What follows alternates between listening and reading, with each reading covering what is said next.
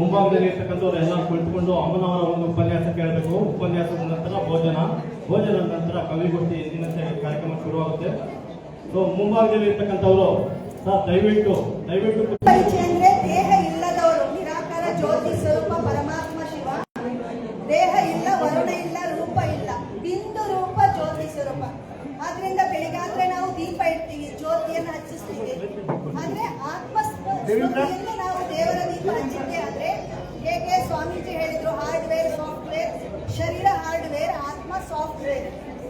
ಎರಡು ವೈರನ್ನ ಸೇರಿಸಿದಾಗ current pass ಆಗುವ ಹಾಗೆ ನಾನು ಆತ್ಮ ತಿಳಿದು ಪರಮಾತ್ಮ ಜ್ಯೋತಿ ಸ್ವರೂಪ ನಿರಾಕಾರ ಅವರನ್ನ ನೆನಪು ಮಾಡಿದ್ದೆ ಆದ್ರೆ ಅವರಲ್ಲಿರುವಂತ ಎಲ್ಲ ಶಕ್ತಿಗಳು ನಮಗೆ ಬರುತ್ತೆ. ಹೇಗೆ ಈ ಕರೆಂಟಿನಿಂದ ನಾವು ಎಲ್ಲ ಕೆಲಸ ಕಾರ್ಯ ಮಾಡ್ತೀವಿ, ಐರನ್ ಮಾಡ್ತೀವಿ, ಲೈಟು, ಫ್ಯಾನು, ಎಲ್ಲ ತರದ ಒಂದು ವ್ಯವಸ್ಥೆಯನ್ನು ಈ ಕರೆಂಟಿಂದ ಮಾಡುವ ಹಾಗೆ ಪರಮಾತ್ಮ ಶಿವನಿಂದ ಜ್ಞಾನ ಗುಣ ಶಕ್ತಿ ವರದಾನಗಳನ್ನು ತೆಗೆದುಕೊಂಡು ದೇವಾತ್ಮ ಆಗ್ಬೋದು, ಮಹಾನಾತ್ಮ ಆಗ್ಬೋದು, ಪುಣ್ಯಾತ್ಮ ಆಗ್ಬೋದು, ಧರ್ಮಾತ್ಮ ಆಗ್ಬೋದು. ಸೊ ಸಾಧಕರು ಗಣ್ಯರು ಮಾಡ್ತಾ ಇದ್ದಾರೆ. ಆ ಆತ್ಮಗಳು ಶರೀರದ ಮೂಲಕ ಒಳ್ಳೆ ಕಾರ್ಯಕ್ರಮ, ಒಳ್ಳೆ ಕೆಲಸ ಕಾರ್ಯ ಮಾಡಿರುವುದರಿಂದ ಇವತ್ತು ಅವರಿಗೆ ಪ್ರಶಸ್ತಿ ಸಿಗ್ತಾ ಇದೆ.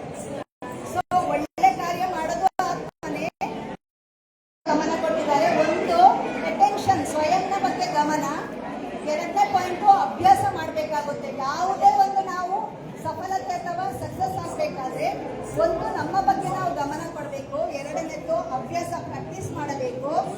ಮೂರನೇದು ದೃಢ ಇರಬೇಕು, ಆತ್ಮವಿಶ್ವಾಸ ಇರಬೇಕು, ದೃಢತೆ ಇರಬೇಕು. ನಾಲ್ಕನೇದು ನಿರಂತರ ಸತತವಾಗಿ